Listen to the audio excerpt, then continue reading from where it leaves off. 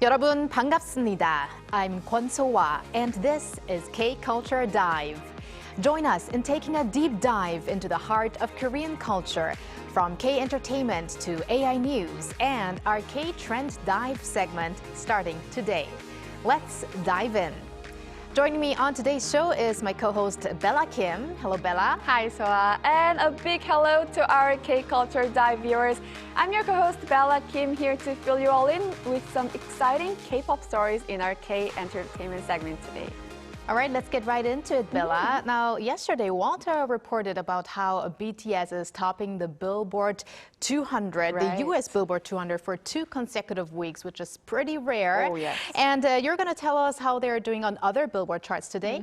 That's right, Soa. They're doing great on other Billboard charts as well. BTS's title track, Swim from Arirang, ranked number 2 on the Billboard Hot 100 this week. According to Billboard's chart preview released on Monday, Swim slipped 1 spot from number 1 to number 2. The song, however, maintained its number 1 position on the Global 200, global excluding US and digital song sales charts for 2 consecutive weeks. BTS also performed strong across other major music charts as well. On YouTube Music's weekly chart from last week, the song recorded approximately 52.6 million streams, ranking in first place for 2 weeks in a row. And in Europe, it reached number 3 on Germany's official singles chart and number 5 on the UK's official Top 100. Wow, and I think their dominance on the global charts is really undeniable. But we do have also other K-pop boy groups to talk about, and today it's going to be Enhypen because they are doing great on another global music chart. Yes, Soa. Enhypen has once again proven their global popularity as their song Bad Desire, With or Without You, has surpassed 100 million streams on Spotify. According to Spotify, the title track from their 6th mini album, Desire Unleashed, reached over 100 million streams as of last week, becoming the group's 19th song to hit that milestone. The song captures an intense longing for a loved one through a sleek dance pop sound, and with paradoxical lyrics like Heaven without you is hell and hell with you is heaven, it expresses forbidden love. Their performance has also received significant praise from the fans. And the group's other songs, I see, are also doing well on Spotify? Right. Enhypen's streaming performance has been especially remarkable this year. Along with Bad Desire, other tracks like Fatal Trouble, Criminal Love, and Let Me In 20 Cube have also surpassed 100 million streams. And with this, the group is now approaching a cumulative total of 7 billion streams.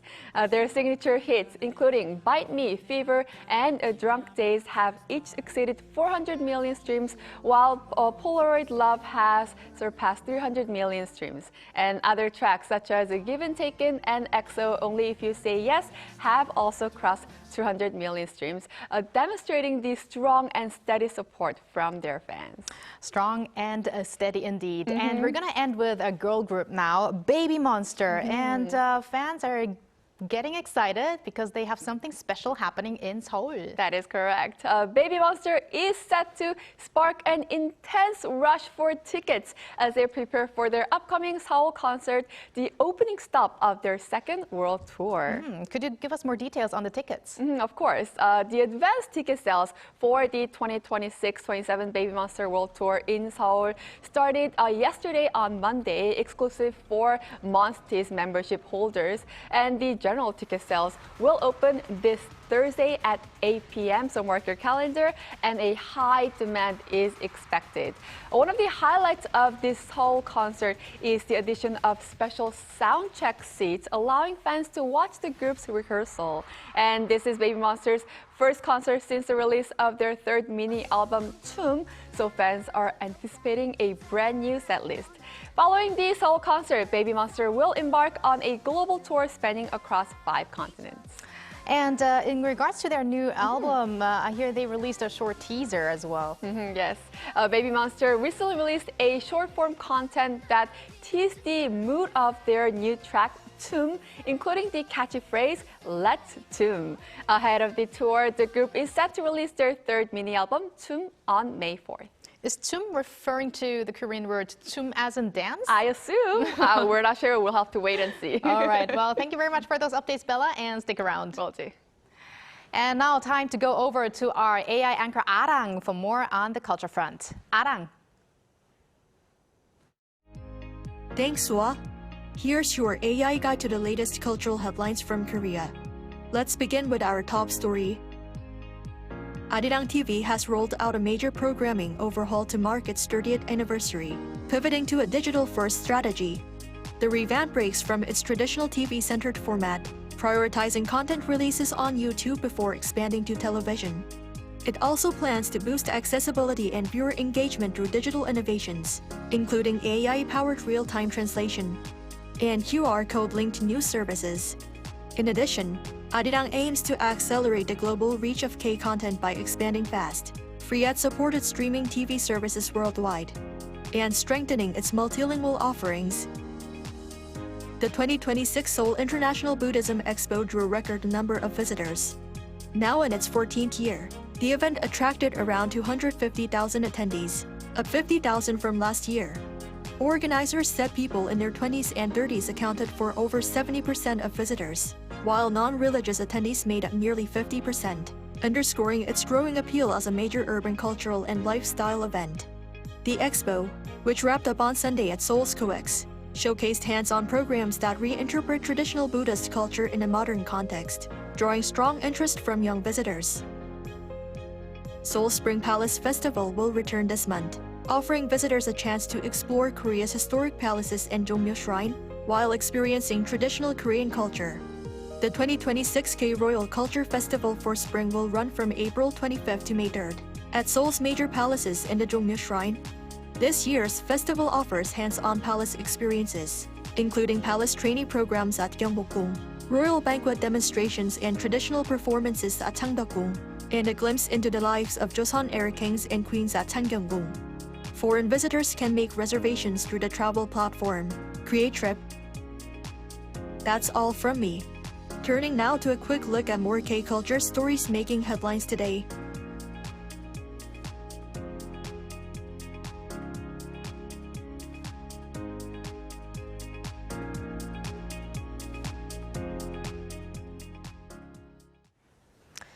The National Museum of Korea has been seeing a noticeable surge in the number of visitors, including international guests, driven by growing interest in Korean culture, tradition, and history. Discussions are now underway about introducing an entrance fee for the museum. Our culture correspondent Park Gun-woo explains. A must-visit free tourist destination in Korea? These days, the National Museum of Korea tops the list of many travelers, so much so that they make time to visit within their first few days in the country. It was a good starting point because I could get a whole picture of what I could see afterwards in the whole country. Until closing time, visitors from around the globe make the most of every moment, capturing lasting memories. Where we got to actually flip the pages of the books that they would be using to log the different people, the different items they were using, and being able to interact in that way helped us get that better understanding. It was really. Through collaborations with K-pop, the museum is drawing even greater attention. That's evident in its recent collaboration with BTS, as it showcases detailed information about the historic Seongdeokdaewang Divine Bell, where visitors can hear its sound as featured on the group's latest album, along with related merchandise. I think having that as a point of reference to make everyone kind of come and learn about history and experience things and be able to have those tangible interactions with the exhibits and things, I think that just kind of ties it all together in a bow really nicely. With the surge in foot traffic, the museum has gained global recognition. Due to its popularity, this museum ranked third in annual visitors with over 6.5 million last year. That was followed by the Louvre and the Vatican museums, while surpassing the British Museum. Among them, international visitors exceeded 200,000 for the first time last year, reaching 230,000, around 4% of the total. However, amid efforts to enhance the overall visitor experience and improve content quality, some discussions are underway about possibly introducing an admission fee for the first time in nearly 20 years. Many major museums abroad have adopted paid admission systems. If it means higher quality content can be provided, it could be a better approach. A fee of around 5,000 to 10,000 won would not be overly burdensome.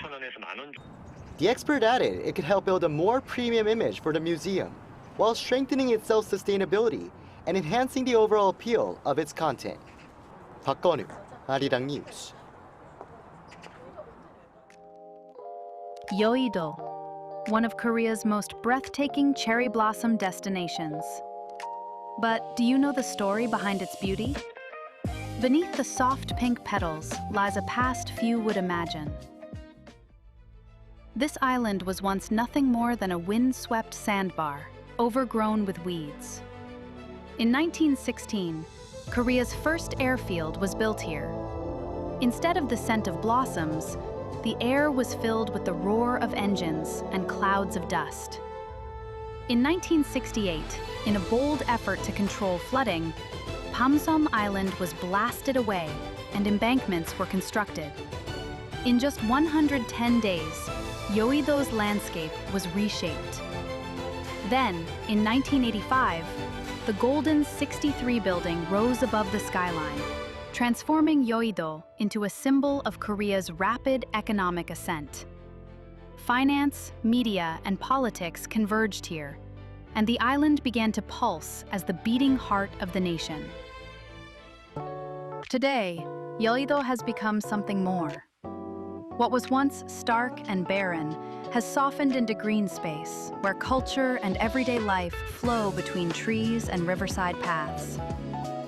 And the island continues to evolve, layering new stories atop old foundations. The cherry blossoms return each year, unchanged in their beauty. But Yeouido never stands still. As cherry blossoms drift through the air, don't just take in the view. Take a walk through the stories of Yeouido.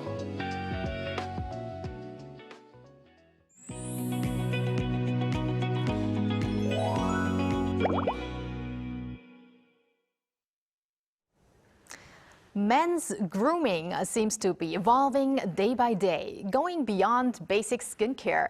We're now seeing everything from skin expression to eyebrow shaping. Now, Bella, do you see that happening around you as well? Definitely. When I sometimes go into skincare clinics, I see a lot more men than before. The vibe is completely different now. And I feel like men who take care of themselves are more attractive these days. I mean, I also think that a lot of stereotypes have gone these days when it comes to men's grooming. Right. And yeah, I think K-beauty especially has played a big role in that. And we are actually going to have a new segment today which will look into the latest trends and also break them down for our viewers. And today is actually about K-beauty and especially men's K-beauty. Ooh, new segment is always exciting. All right, so it is a K-Trend Dive with our trend diver Konwoo, who is a content creator as well as so-called 트민남, which would be 트렌드에 민감한 남자 in Korean, which refers to a trend-conscious man. So why don't we welcome our trend diver Konwoo into the studio? Hi, Konwoo, welcome. 안녕, divers. It's your favorite trend diver, Konwoo. On duty. All right, Konwoo, we're very happy to have you on the show, and you are looking very trendy and dandy, just like I would imagine a trend diver. Am I? How am I looking, guys? Divers, what do you think? You're looking great, Konwoo. And yes, because you are going to invite us to the latest K-trends, and especially focus on K-beauty for men today, obviously you are into K-beauty, and you even were an ambassador for K-beauty last year, as far as I understand. So please tell us, how did your interest into K-beauty all begin? Well, let me put it this way. Throughout past 10 years, I have been in multiple industries, such as I was a K-pop idol trainee, and then I was a K-drama actor. And through all the experience, well, acne was the biggest enemy of mine, to be honest. And I'm sure that a lot of you can find it very relatable. And on the top of that, I have very sensitive combination skin. So I have worked with a lot of famous makeup artists, makeup shops, but the thing is, it didn't turn out great because my skin itself wasn't so great. So I started looking into skincare itself. You know, it's really not about skin outside. It was about what you eat, like habits or lifestyle. So I changed literally everything. I changed my lifestyle, my habits, my skincares, my cosmetics and everything. And it turned out it's changing very slowly. So it was very improved very much, very slowly, but I realized that how important it is to take care of skincare. Even for men, we both, female and male, we both share the same skin here, right? So I realized that, you know what, I gotta do something good for people who have exactly the same concern as mine. So I started my social media to share my experience and my knowledge. Wow. I really have to agree with you. If you have acne-prone skin, then even if you go to a makeup shop and then get your makeup done, you have to put on thick makeup if you have some pimples and so on. And then it even gets worse for your skin and you have that vicious cycle. But now I have to say your skin looks flawless. How am I looking, guys? Yes. Is it glowing or what? It is. You can hear the sound of glass. Oh, it's too shiny. And I definitely know who to go to for beauty tips now with all your experiences I hear, Konu. And you look fabulous today. And I'm sure you put a little bit extra efforts into today's look. So what was your main focus for today's look? First of all, I very much appreciate the compliments right here. I had a little bit of beauty sleep last night to look great. Because, how many hours? Well, to be honest, I only had like 2-3 hours sleep because this is my favorite show. K-Culture Dive is my favorite show, and I was a little bit of nervous. If you can tell, I was a little bit of nervous, but I am so happy to be here. And since I got a beauty sleep, even though it was 3 hours sleep, I did sleep very well. And I gotta tell you, to be on my favorite show, K-Culture Dive, I've added some of the key factors. I gave a little bit of kicks, if you understand what I'm saying here. So first, to emphasize a sharp look as a trend diver, I did a little bit of shading on the jawline to emphasize a facial contour right here, and also around the nose, so I can look like, I have a very strong T-zone. And since it's a spring now, well, I apply blush to my cheekbone and created a little bit of, freshness, refreshing vibe with, the color of lip balm right here, as you see. So I was wondering if you can divers feel the vibe of freshness of beautiful Korean spring right here through my face. I definitely think they Do you will. feel it? Yes. Bella's feeling it. All right. I mean, that reminds me of how you name these kinds of trendy makeups these days. Right. Maybe we could call your makeup cherry blossom makeup, for Oh, instance. well, that rings me a bell. Yeah. Since cherry blossom is blooming here in Korea, that makes sense. And you have that cherry color on your cheeks, as you mentioned. Exactly. But Konu, I really feel that more and more men are putting on makeup, and it's something normal these days. So how do you feel, how has this evolved over the years when it comes to men's grooming? Well, that's a really good question right there, because let me just explain in statistic right here. So 9 out of 10 Korean men, they're so seriously into beauty stuff. So they feel a need for self-care, and they spend average of 230,000 won, which is about $200 every month, and 30% of those money will be spent on beauty category. I mean, this is amazing if you consider that when I started men's beauty contents, it was literally disaster. Nobody really cared about men's beauty, and it was considered to be taboo.